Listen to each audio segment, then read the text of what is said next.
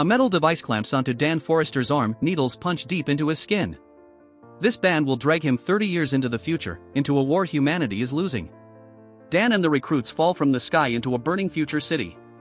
Chaos everywhere. A white spike appears, fast, pale, firing bone spikes like bullets. Dan opens fire until the creature finally shatters to the ground. At a military base, Dan freezes. Standing in front of him is Colonel Murray Forrester, his daughter, but grown. The child he left at home is now a hardened commander.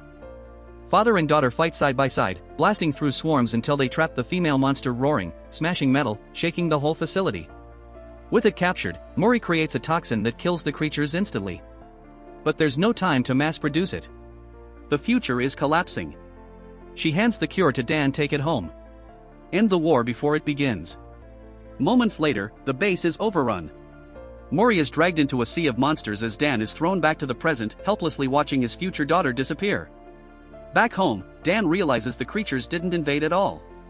They were already here, frozen under Antarctica for thousands of years. Dan and a small team descend into the icy alien ship. Inside, thousands of eggs, ready to hatch.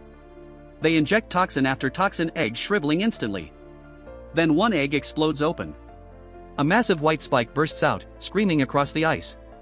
Dan tackles it, stabbing the toxin straight into its throat. It convulses, collapses, and dies. The war ends before it ever begins. Dan saves the world and his daughter's future. So tell me, friends, if you got drafted to fight monsters from 30 years in the future, would you go?